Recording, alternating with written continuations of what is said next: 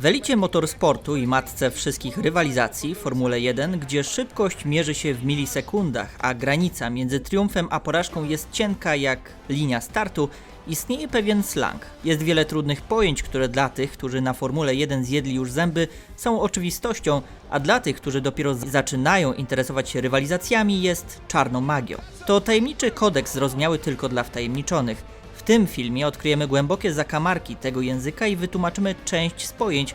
Ty odpowiedz natomiast na pytanie, czy znasz je wszystkie? Jeśli tak, napisz komentarz o treści "Znam je wszystkie, daj następne". I jeszcze zanim wciśniecie gaz w podłogę, zasubskrybujcie ten kanał klikając przycisk subskrybuj oraz dzwonek, by dostawać powiadomienia o testach nowych i używanych samochodów w poniedziałki o godzinie 19, w tym o motoryzacyjnych podróżach, o motoryzacyjnych newsach serwowanych co tydzień w piątki o 19 lub soboty o 12 w odcinkach Na Poboczu, a także motoryzacyjnych ciekawostkach w odcinkach Carflix. A teraz zaczynamy. Reguła 107%. Kwalifikacje Formuły 1 podzielone są na 3 części.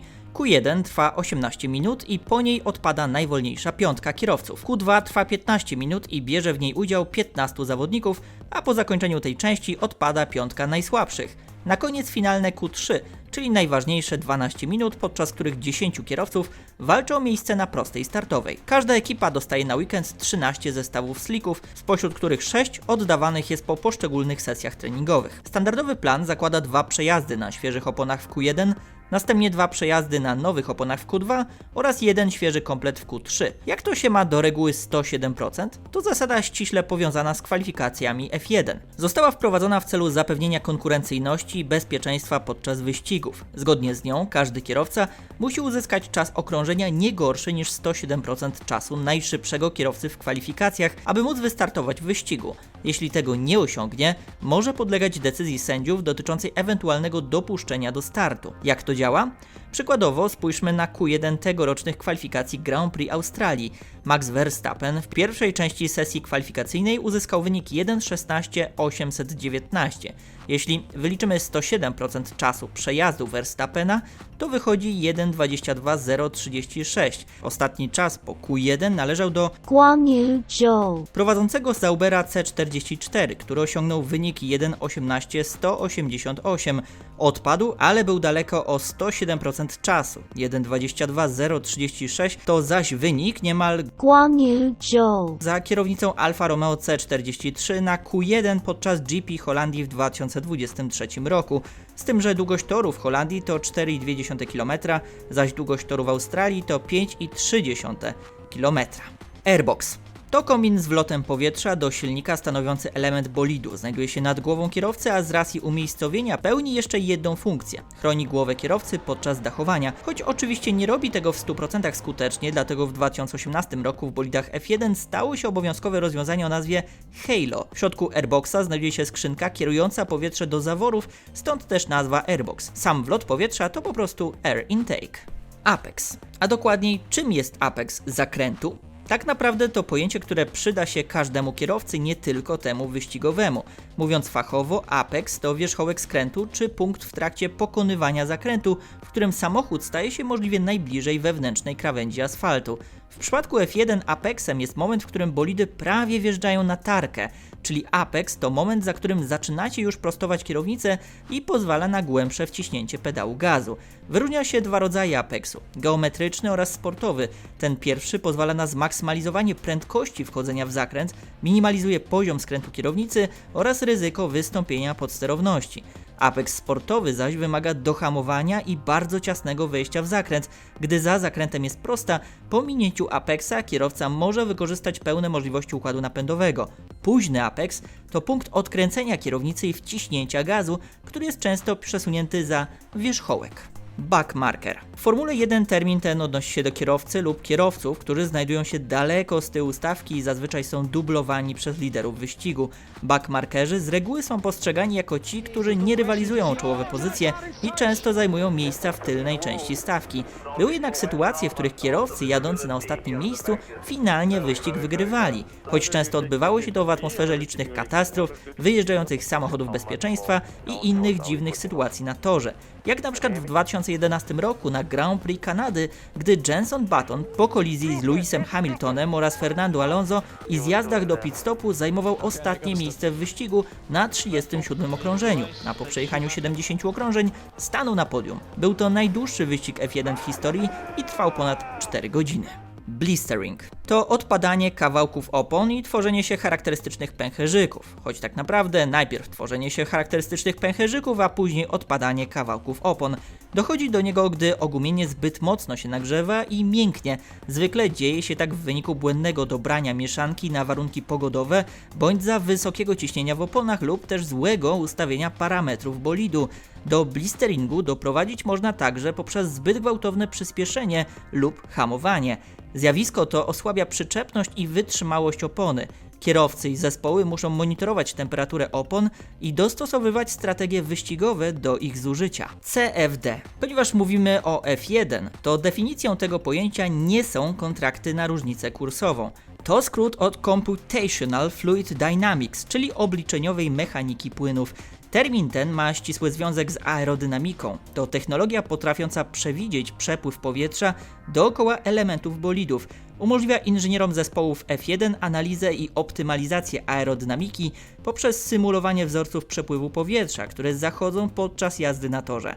To właśnie dzięki CFD inżynierowie mogą eksperymentować z różnymi kształtami nadwozia, skrzydeł i elementów aerodynamicznych, aby znaleźć optymalne rozwiązania zwiększające przyczepność czy poprawiające ogólną wydajność samochodu.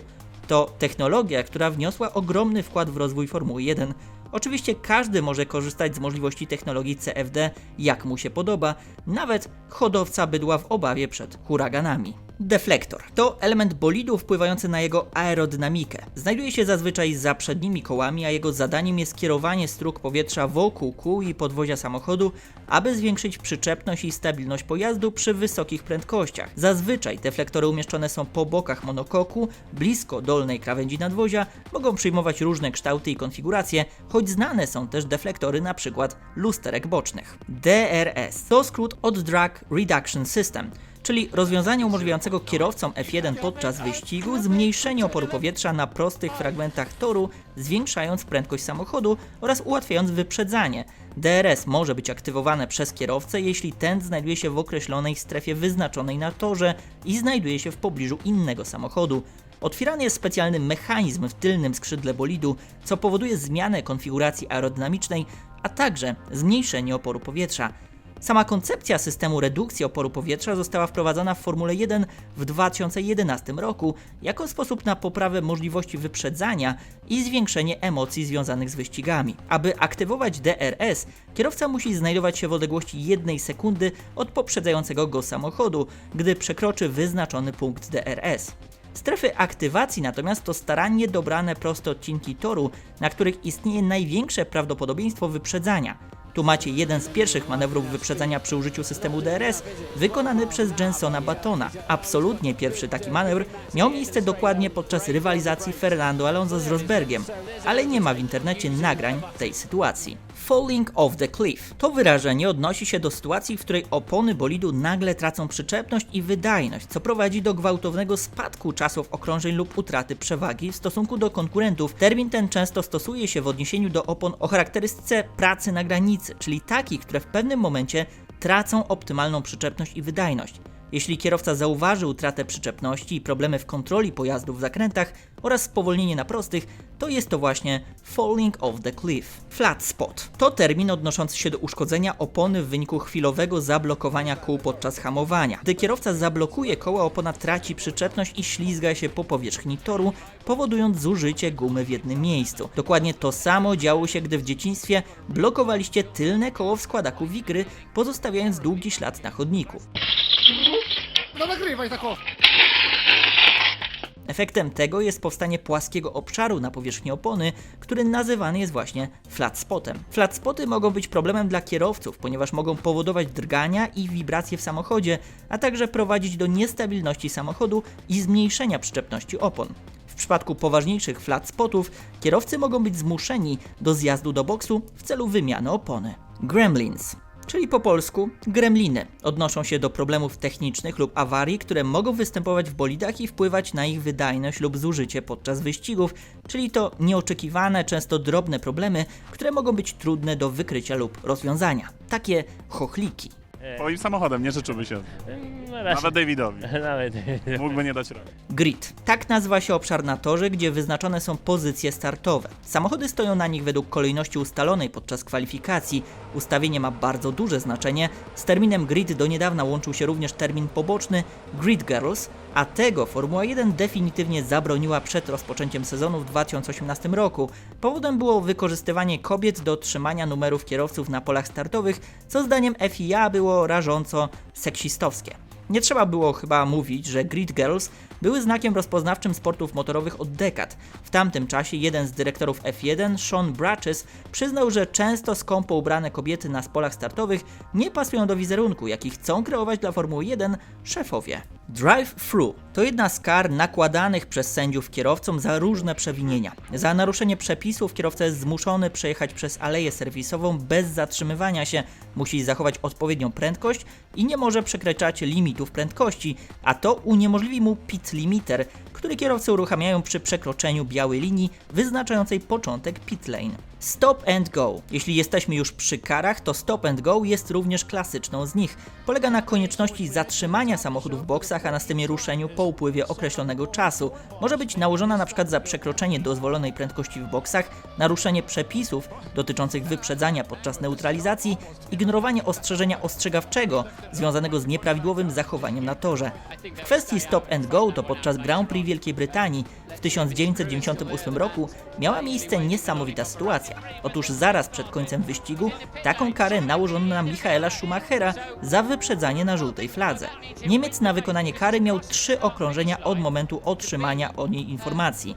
Schumachera ściągnięto do alei serwisowej na ostatnim okrążeniu, co oznaczało, że zanim dojechał on do garażu, minął już linię mety w alei serwisowej i wygrał wyścig. Jednocześnie zastosował się do przepisów i zjechał, by odbyć karę. Mistrzostwo strategii i znajomości przepisów sprawiło, że Michael Schumacher wygrał, stojąc de facto w pit lane.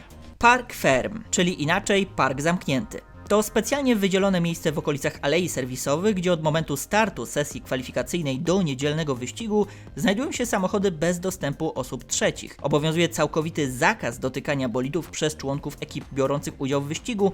No nie miało się prawa zmienić, bolid jest ten sam pomiędzy kwalifikacjami a wyścigiem. Nie można tak dotykać bolidu. Wszystko dzieje się pod okiem sędziów, którzy sprawdzają samochody pod kątem ich zgodności z przepisami i bezpieczeństwa. Kontrole obejmują również masę własną oraz wymiary przy użyciu lasera. Pole position. Pole position w Formule 1 oznacza pierwsze miejsca na starcie wyścigu, które zajmuje kierowca, który uzyskał najlepszy czas w Q3 podczas kwalifikacji. Jest to tym samym najbardziej prestiżowa pozycja na starcie, która w przypadku niektórych Grand Prix praktycznie decyduje o tym, kto wygra rywalizację. Jednym z takich torów jest uliczny tor w Monako, znany z wąskich uliczek i ograniczonej przestrzeni do manewrowania. Jednak to nie jedyny z przykładów. Macie jeszcze inne? Napiszcie w komentarzach. Tank slapper. Najprościej rzecz ujmując to gwałtowny uślizg. Ujarzmiony przez kierowcę może być niezwykle widowiskowy, choć oczywiście to także bardzo niebezpieczny moment. W przypadku Romain Grosjean taki uślizg spowodował uderzenie w bandę, gdyż kierowca z nim sobie nie poradził podczas Grand Prix w Soczi w 2015 roku. W 2014 roku Max Verstappen dał popis wyjścia z tank slappera, który dał mu okazję do przyjemnego popisu driftingu podczas GP Brazylii w 2014 roku. VSC to skrót od Virtual Safety Car, czyli jest to wirtualny samochód bezpieczeństwa, czyli system zastępujący prawdziwy pojazd. Organizatorzy stosują go, gdy zagrożenie na torze nie jest aż tak duże. O uruchomieniu systemu informują tablice z napisem VSC. Wtedy kierowcy muszą utrzymać określoną prędkość, która jest kontrolowana przez system. Ta prędkość obliczana jest na podstawie średniej prędkości uzyskanej przez kierowców w danym sektorze toru. Po zakończeniu VSC kierowcy wracają do normalnych prędkości i kontynuują wyścig. W przypadku gdyby VSC nie wystarczyło, a sytuacja na torze jest bardziej niebezpieczna, może zostać włączony do ruchu rzeczywisty samochód bezpieczeństwa prowadzący do spowolnienia lub zatrzymania wyścigu. I jak? Znaliście je wszystkie? Nie zapomnijcie o komentarzu, subskrypcji oraz bądźcie z nami również jutro w nowym odcinku testu jazdy próbne. A jeśli zastanawialiście się, skąd biorą się iskry podczas wyścigu F1, czym jest Hans lub Halo, co oznacza zjawisko bottomingu, jakie były najciekawsze safety cary w historii, czy jakie niesamowite prywatne samochody mają gwiazdę F1, tu macie więcej ciekawych filmów, w których odpowiadam na to pytanie. Dzięki za oglądanie i do zobaczenia.